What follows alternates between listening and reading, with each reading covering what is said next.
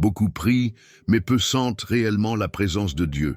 Peut-être t'est-il arrivé de fermer les yeux, de murmurer des mots au ciel, et pourtant de te demander « Seigneur, es-tu vraiment là ?» Ce silence intérieur peut devenir lourd, presque insupportable. On finit par douter, par craindre que nos prières ne soient que des échos perdus dans le vide.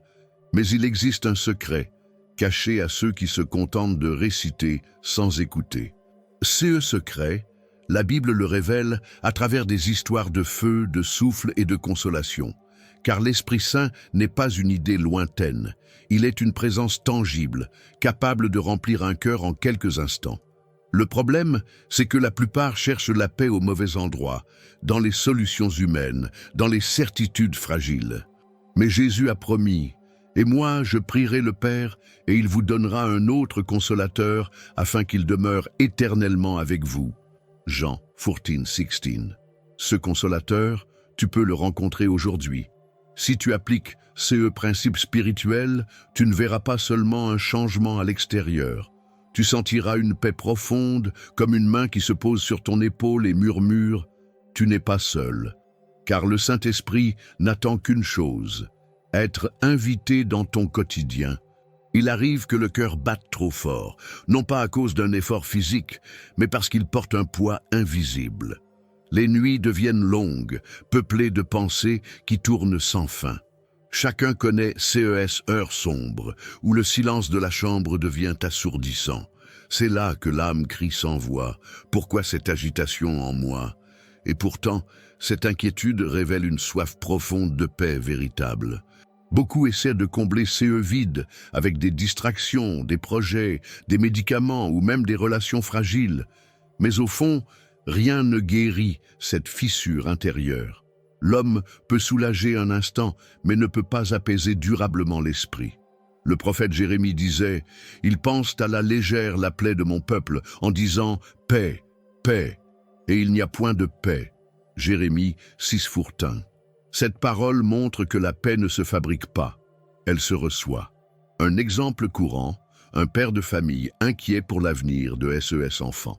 Il travaille sans relâche, économise, planifie, mais l'angoisse demeure, car la sécurité financière ne comble pas l'angoisse spirituelle. À l'inverse, quand même homme s'arrête pour prier sincèrement, il découvre que la paix ne dépend pas du compte en banque, mais d'une présence invisible qui le rassure. L'âme humaine ressemble parfois à une mer agitée, frappée par des vents contraires. Jésus lui-même, sur le lac de Galilée, calma la tempête par une seule parole. « Silence, tais-toi » Marc 4:39. De la même manière, il désire apaiser nos tourments intérieurs. Ce récit n'est pas une belle métaphore, mais une promesse. Celui qui a calmé les eaux peut aussi calmer ton esprit. Mais reconnaissons-le, beaucoup ont peur de se tourner vers Dieu de peur de ne pas être entendus. Ils disent « Je prie, mais le ciel reste muet ». C'est ici que naît le doute, ces déserts spirituels qui assèchent l'espérance. Pourtant, même dans le silence, Dieu prépare une réponse. C'est souvent au milieu de la nuit intérieure qu'une petite lueur apparaît. Cette quête de paix n'est pas une faiblesse, c'est un signal que le cœur est encore vivant, car celui qui ne cherche plus a déjà abandonné. Si aujourd'hui tu ressens cette agitation, considère-la comme une invitation, une main tendue de l'esprit qui t'appelle à l'écouter. Car la paix véritable n'est pas l'absence de problème, mais la présence de celui qui est plus grand que nos tempêtes. Alors, où trouver refuge intérieur? Non pas dans nos propres forces, mais dans une communion vivante avec l'Esprit Saint. Comme le dit Paul, ne vous inquiétez de rien, mais en toute chose, faites connaître vos besoins à Dieu par des prières et des supplications. Philippiens 4:6. Et c'est dans cette ouverture que s'annonce le sujet suivant, l'Esprit Saint, lumière qui dissipe toute obscurité. Il y a des jours où l'on se sent fragile, presque nu face aux épreuves de la vie. Les mauvaises nouvelles s'enchaînent, les peurs grandissent, et l'on se demande comment tenir debout. C'est précisément dans ces moments que l'Esprit Saint se révèle comme une lumière au milieu des ténèbres. Non pas une lumière qui éblouit, mais une flamme douce qui éclaire sans brûler.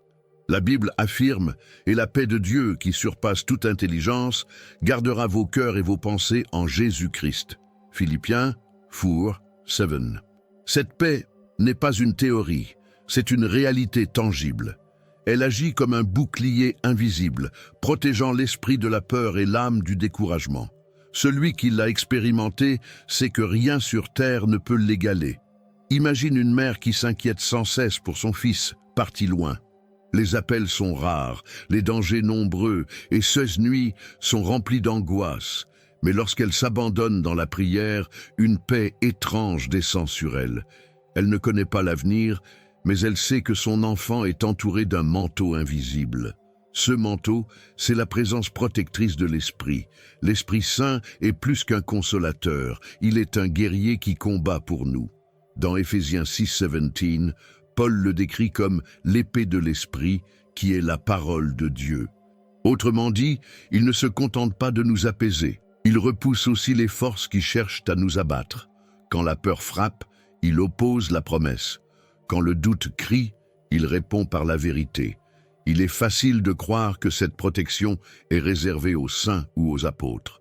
Mais non, elle est pour celui qui croit, pour celui qui se tourne vers Dieu avec sincérité. Même le plus faible peut devenir fort sous l'ombre de cette présence. Souviens-toi de David, jeune berger face à Goliath. Ce n'était pas sa fronde qui le protégeait, mais l'Esprit du Seigneur qui marchait avec lui. Certains disent « Mais si Dieu me protège, pourquoi les épreuves arrivent-elles quand même ?» La réponse est profonde. L'Esprit Saint ne supprime pas toutes les tempêtes, mais il t'assure de ne pas sombrer. Comme un capitaine expérimenté, il ne fait pas disparaître l'océan, mais il guide la barque jusqu'au rivage.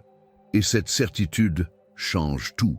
Ainsi, l'Esprit Saint est plus qu'un concept, il est une expérience vivante. Chaque fois que tu choisis de lui ouvrir la porte, il devient ton refuge, ta forteresse, ton libérateur. Et c'est justement par la prière que ces liens se renforcent. Un chemin d'abandon et de transformation qui ouvre. Vous êtes-vous déjà senti perdu, déconnecté de qui vous êtes vraiment, sans savoir quel est le plan de Dieu pour votre vie? La vérité, c'est que vous n'êtes pas ici par hasard. Dieu a un but pour vous, et je veux vous aider à le découvrir. C'est pourquoi j'ai créé 3 e-books qui transformeront votre parcours avec Dieu. Cliquez sur le lien dans le commentaire épinglé et commencez votre transformation dès maintenant. La prière n'est pas seulement un rituel, ni une suite de mots répétés machinalement. C'est un souffle, une ouverture, un abandon. Celui qui prie sincèrement se dépouille de masque et se présente tel qu'il est devant Dieu. Dans dépouillement, il découvre une liberté nouvelle, celle de ne pas avoir à tout porter seul. Quand Jésus enseigna à ses disciples le « Notre Père », il ne leur donna pas une formule magique mais une clé, reconnaître la grandeur de Dieu et lui remettre chaque besoin. Ainsi, chaque prière devient une graine plantée dans le sol du cœur. Elle peut paraître fragile, mais arrosée par la foi, elle finit toujours par germer en transformation intérieure. Prenons l'exemple d'un homme accablé par une erreur passée. Remords l'étouffe, il n'arrive pas à se pardonner. Mais lorsqu'il ose mettre ces mots devant Dieu, il découvre peu à peu une paix nouvelle. Non, le passé ne disparaît pas, mais il cesse d'être une prison. Car la prière ouvre la porte du pardon, là où les chaînes tombent. La Bible dit « Déchargez-vous sur lui de tous vos soucis, car lui-même prend soin de vous » 1 Pierre 5:7. Prier, c'est déposer chaque fardeau au pied de la croix, comme on dépose une valise trop lourde après un long voyage. Celui qui prie sincèrement sort plus léger, même si circonstances extérieures n'ont pas encore changé. La prière est aussi un canal par lequel l'Esprit Saint nous façonne. Elle nous apprend la patience, le silence, l'écoute. Dans ces moments, n'est plus seulement nous qui parlons, mais c'est Dieu qui façonne en nous une nouvelle manière de voir et d'aimer. Ainsi, l'homme colérique apprend la douceur, la femme anxieuse découvre la sérénité. Certains pensent que la prière est inefficace parce qu'ils ne voient pas de résultat immédiat. Mais comme une semence enfouie, elle travaille en secret. Un cœur transformé par la prière devient plus capable de pardonner, de persévérer, d'espérer. Et souvent, ce changement intérieur est le premier miracle, avant même que la situation extérieure évolue. Ainsi, La prière n'est pas une fuite, mais une rencontre. Elle n'est pas un refuge pour fuir la vie, mais la force pour l'affronter. Et c'est dans cette intimité avec Dieu que naît une assurance nouvelle, celle de savoir que l'Esprit Saint agit, hier comme aujourd'hui, tout comme il le fit pour les premiers disciples. Le contenu vous a plu et il a fait une différence pour vous? Cliquez sur « Merci » et soutenez notre travail. Dès les premières pages des Écritures, l'Esprit de Dieu se déploie comme une force créatrice. L'Esprit de Dieu se mouvait au-dessus des eaux. Genèse 1, 2. Il n'est pas une idée abstraite, mais une présence active qui façonne, qui donne vie, qui renouvelle. Et cette même puissance qui donna naissance au monde n'a pas cessé d'agir à travers les âges. Les apôtres en sont la preuve vivante. Peureux et dispersés après la mort de Jésus, ils furent transformés le jour de la Pentecôte. Leur faiblesse devint force, leur silence se changea en témoignage ardent. Pierre, qui avait renié son maître, osa proclamer publiquement « Repentez-vous et soyez baptisés, et vous recevrez le don du Saint-Esprit. » Actes 2:38. L'Esprit fait d'un homme tremblant un témoin courageux. Aujourd'hui encore, C.E. souffle agit dans la vie de ceux qui s'ouvrent à lui. Son action n'est pas toujours spectaculaire, mais elle est réelle. Elle peut se manifester par une paix soudaine au milieu d'un conflit, une sagesse inattendue lors d'une décision, ou une force intérieure qui aide à pardonner l'impardonnable. Autant de signes concrets de sa présence.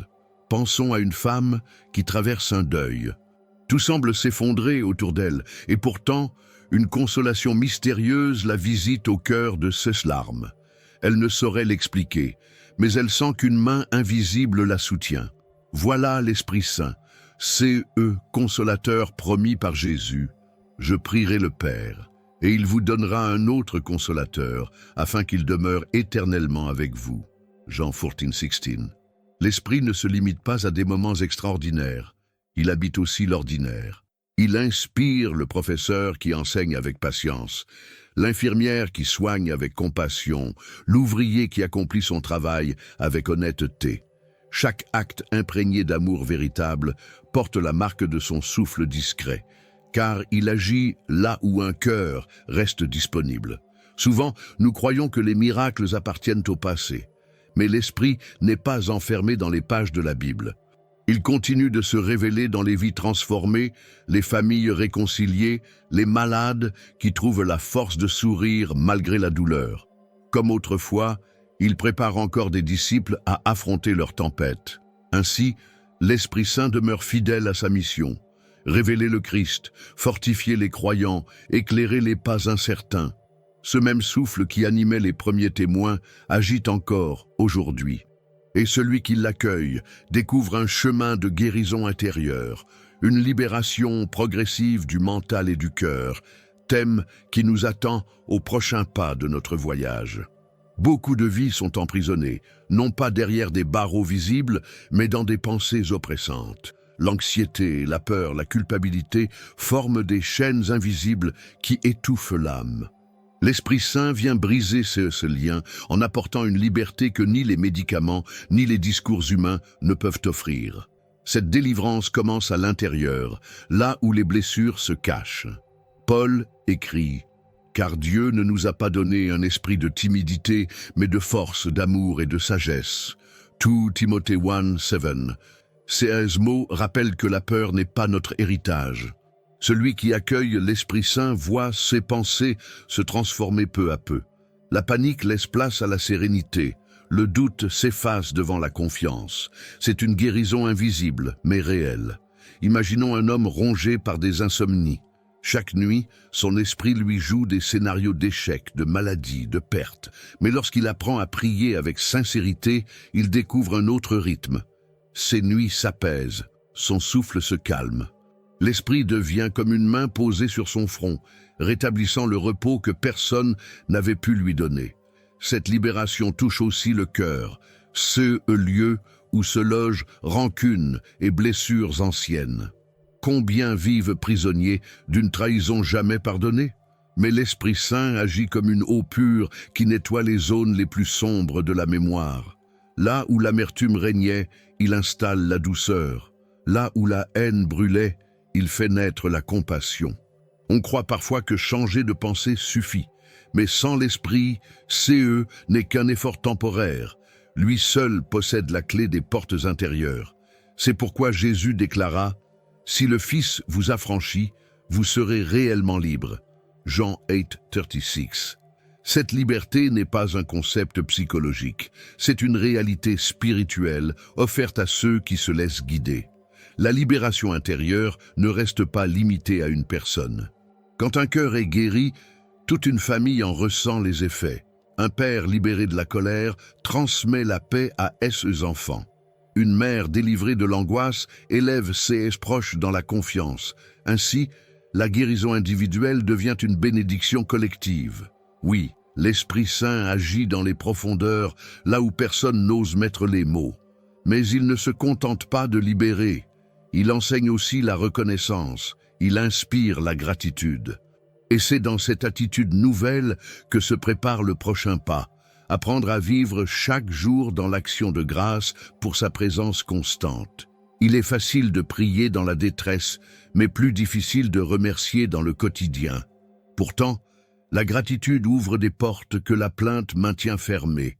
Remercier l'Esprit Saint, c'est reconnaître que, même dans les jours ordinaires, sa main invisible nous soutient. Cette reconnaissance transforme le regard et éclaire des bénédictions qu'on ne voyait plus. La Bible exhorte « Rendez grâce en toutes choses, car c'est à votre égard la volonté de Dieu en Jésus-Christ. » 1 Thessaloniciens 5:18. Cela ne veut pas dire que tout est facile, mais que Dieu reste présent en toutes circonstances. La gratitude n'est donc pas une réaction à des circonstances favorables, mais une décision de voir la fidélité de Dieu au milieu du chemin. Pensons à une femme âgée qui, chaque matin, allume une petite bougie avant de prier. Sa santé est fragile, ses forces diminuent, mais son cœur déborde de remerciements pour une nouvelle journée. Ce simple geste illumine toute sa maison. La gratitude ne dépend pas de CE que l'on possède, mais de la conscience d'une présence qui ne nous abandonne pas. Remercier, c'est aussi confesser que tout vient de l'esprit. La sagesse pour choisir, la patience pour attendre, la force pour persévérer. Beaucoup pensent que leurs qualités leur appartiennent, mais celui qui vit dans l'esprit comprend qu'il n'a rien sans cette source divine. Reconnaître cela, c'est déposer sa couronne aux pieds de celui qui règne.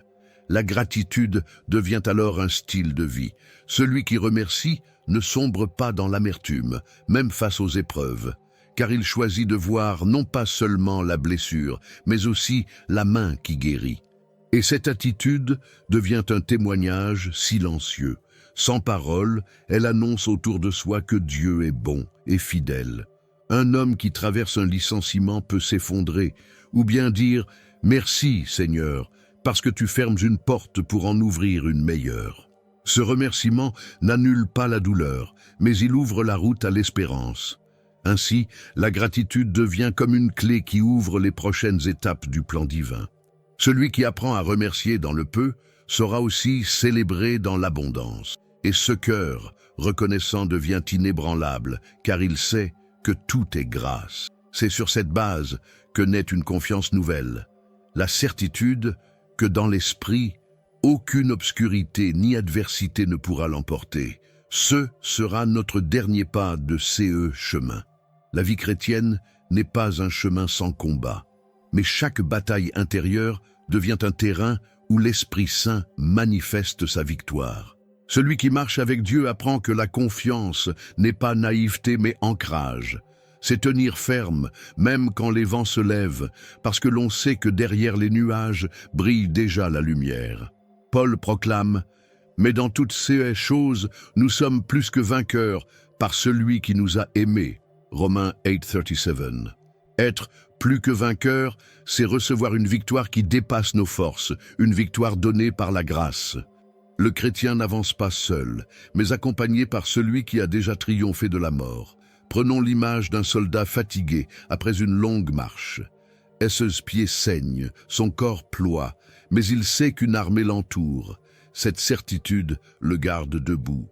De même, le croyant affaibli par les épreuves retrouve sa force en se souvenant que l'Esprit le couvre d'un manteau de protection et combat à ses côtés.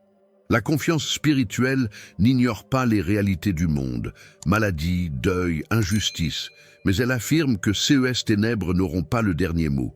L'histoire de Job en est un témoignage. Dépouillé de tout, il finit par déclarer « Je sais que mon Rédempteur est vivant ». Job 19:25. Sa foi devint la preuve que la victoire ne dépend pas des circonstances visibles.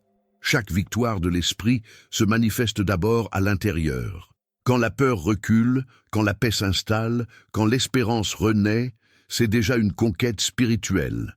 Ces victoires invisibles préparent aussi les victoires visibles. Un mariage restauré, une addiction brisée, une réconciliation familiale.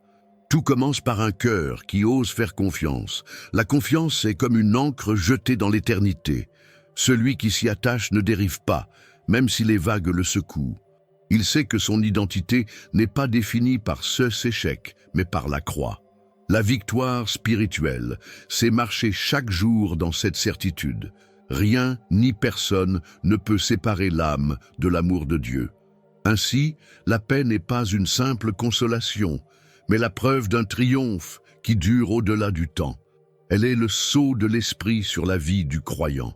Et cette victoire intérieure appelle chacun à se demander « Suis-je prêt à marcher dans cette confiance aujourd'hui ?» Car le chemin ne s'arrête pas ici. Il s'ouvre vers une introduction qui touchera le cœur de ceux qui cherchent encore. La présence du Saint-Esprit n'est pas un privilège réservé à quelques élus. Elle est offerte à tout cœur qui s'ouvre sincèrement. Tu n'as pas besoin d'attendre demain, ni de devenir parfait pour l'accueillir. Si aujourd'hui tu as soif, alors aujourd'hui tu peux boire à cette source.